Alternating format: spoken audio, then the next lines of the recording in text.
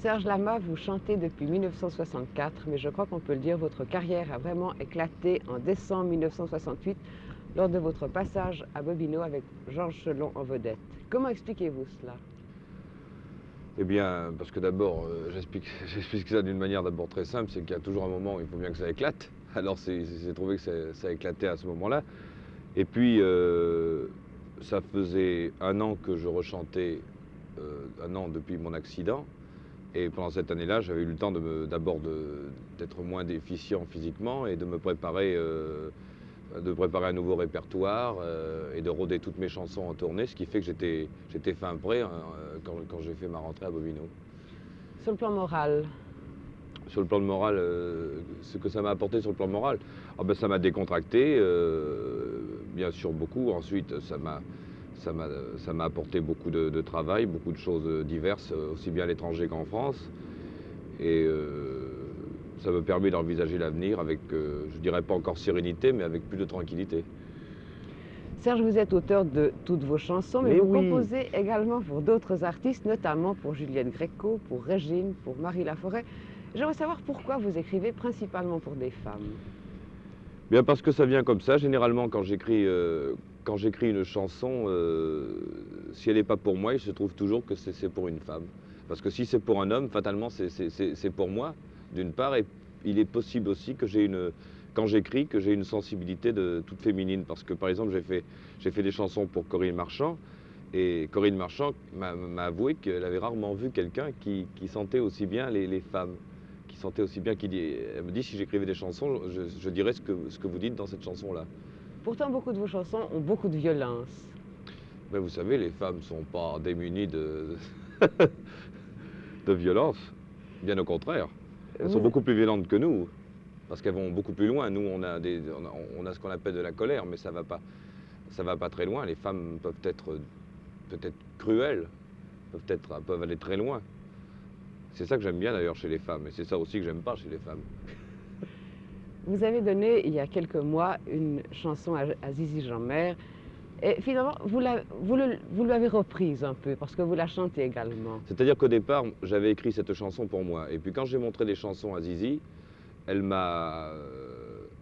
elle a entendu celle-là, alors que je ne la lui présentais pas du tout. Je lui faisais écouter d'autres chansons que j'avais faites pour moi. Et faites pour moi, elle a voulu absolument prendre celle-ci. J'ai dit, bon, ben tant pis, je la chanterai après. Et je l'ai chantée près d'un an, d'ailleurs, après qu'elle l'ait créée, elle, dans un show à Paris. Mariée depuis quelques mois, est-ce que vous pensez que votre femme puisse être jalouse d'une chanson comme celle-ci? Vous savez, si d'abord j'ai écrit cette chanson avant de me marier, et puis ensuite, à l'avenir, si elle devait être jalouse de toutes les chansons que je vais écrire dans ce style-là, elle n'en sortirait plus. Parce que j'ai une vie très compliquée dans mes chansons, vous savez. Et en fait, j'ai une vie imaginative extrêmement compliquée. Le thème de vos chansons n'est jamais vécu, ou l'est quelquefois, malgré tout. C'est-à-dire que c'est quelquefois, c'est des petits bouts, des petites tranches de vie qui sont rassemblées les unes aux autres. C'est comme un tissu dépareillé, si vous voulez. Il y a par exemple un couplet où je dis une chose qui m'est arrivée, dans un autre couplet, une chose qui est arrivée à quelqu'un d'autre qui m'a raconté. Tout ça, ça fait un tout de choses vécues finalement, mais la chose en elle-même n'est pas vécue. C'est comme les romans, je pense que les romanciers écrivent comme ça, c'est toujours des choses qu'ils ont vues, qu'ils rajoutent avec le ciment de l'imagination, c'est ça. Vous n'avez pas bien sûr échappé à la règle du jeu de l'émission et vous nous avez fait part de vos goûts en tenant compte de chaque lettre de votre prénom. Vous nous avez dit les choses que vous aimiez et dans l'ordre, vous aimez la société. Oui. Quel sens est-ce que vous donnez à ce mot? Un sens extrêmement large. Je ne prends pas la société dans le sens sociologique justement, mais dans le sens humain. C'est-à-dire société, pour moi, ce sont les hommes. Bien sûr, parfois je suis en colère, parfois je leur en veux pour, disons, dans des cas particuliers, mais dans l'ensemble, j'aime les gens. J'aime bien les gens, j'aime bien le contact avec les hommes, mais je ne suis pas de ces gens qui préfèrent les animaux et qui vous disent « Ah, rien ne vaut un chien ». Vous aimez l'euphorie, Oui, oui, vous aimez la rigueur. oui, ce qui ne va pas ensemble, mais c'est pourtant comme ça. Est-ce que vous en avez? De la rigueur? Oui. Ça dépend pourquoi. J'ai une espèce de... Oui, une espèce j'ai deux vies, moi. J'ai la vie en surface et la vie intérieure. C'est-à-dire, En surface, je suis désordonné, je m'occupe de rien, j'ai l'air, je m'en foutiste comme ça. Mais au fond, derrière tout ça, il y a une espèce de ligne très cimentée, très solide, que je suis tout le temps. Et là, j'ai de la rigueur. Et je reviens toujours au moment où je vais aller trop loin en surface. Il y a toujours un moment où mon ange gardien me ramène sur la voie de la raison. Vous aimez la générosité. Oui, oui, surtout, là, je crois que c'est l'une des choses c'est une des choses sur lesquelles d'ailleurs je juge les individus. Et pour moi, c'est la chose principale. Quelqu'un qui est généreux, je lui pardonnerai des tas de défauts. Mais quelqu'un qui n'est pas généreux et qui a toutes les autres qualités, ben, ça m'est difficile à supporter. Et finalement, vous aimez l'espérance. Oui, c'est ce qui est normal, parce que l'espérance porte son contraire d'ailleurs, en elle. Serge, je vais vous demander un petit service finalement. Il y a vraisemblablement des téléspectateurs qui nous écoutent et qui sont peut-être malades ou accidentés. Oui. Vraisemblablement, vous avez dû avoir une dose de courage et une dose d'espérance assez magistrale pour vaincre tous les problèmes que vous avez eus après votre accident. Quel conseil est-ce que vous pourriez leur donner?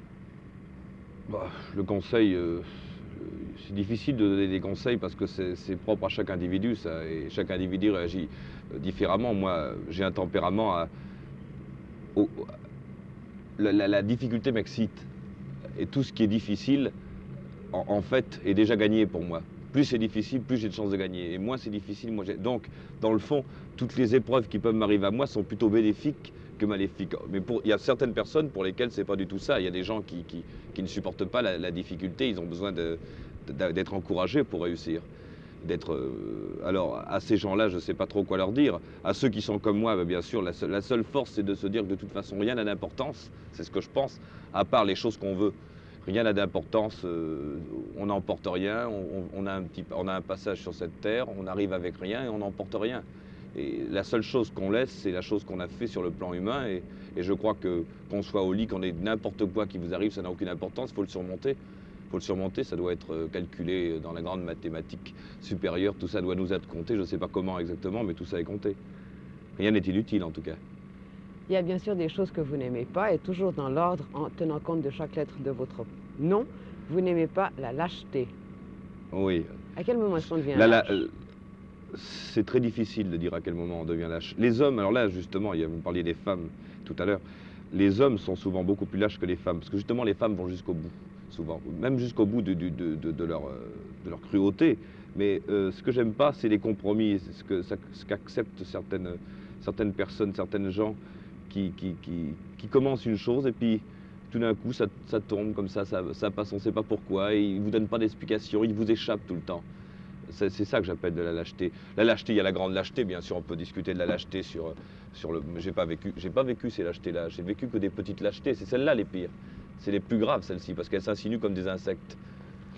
Vous n'aimez pas l'amertume, vous n'aimez pas la médiocrité. L'amertume dans un sens, je n'aime pas l'amertume dans le sens d'amer, hein, dans le sens de aigri, presque. C'est ça que je veux dire, parce que l'amertume, si on le prend dans le sens de mélancolie, ce qu'on a souvent tendance à faire en matière de poésie ou littérature, c'est autre chose, ça, parce que je ne peux pas nier que j'ai parfois une dose d'amertume.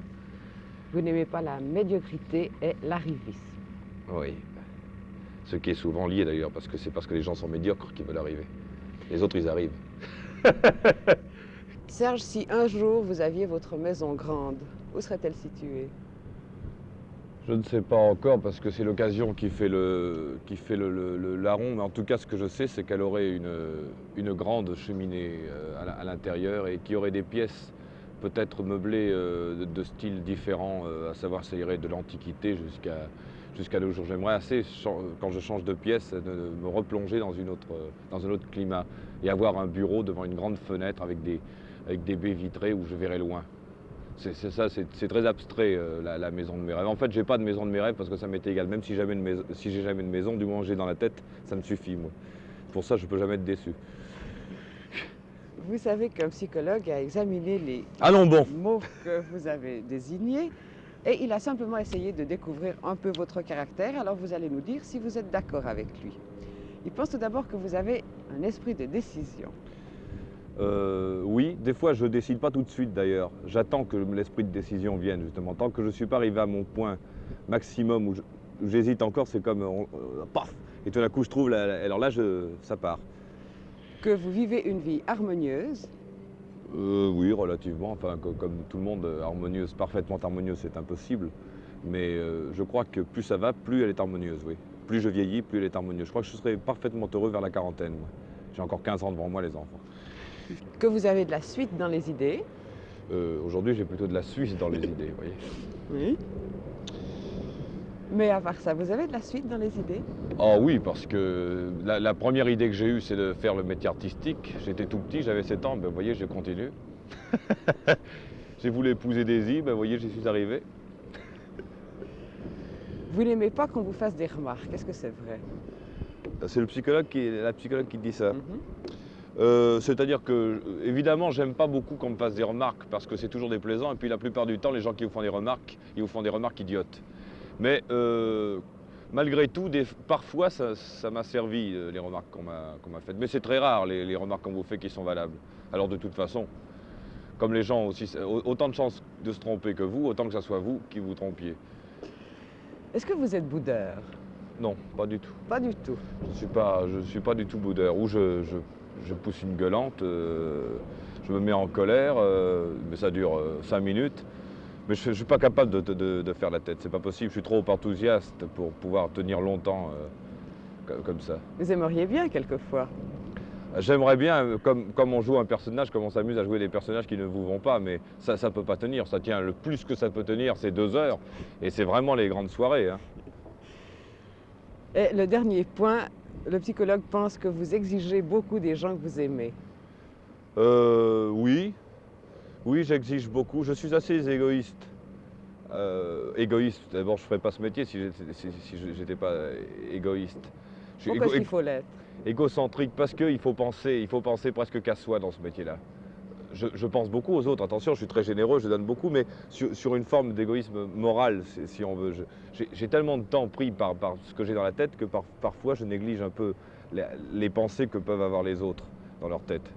C'est le confessionnal un peu ce qu'on fait, ça, hein. Écoutez, mon père,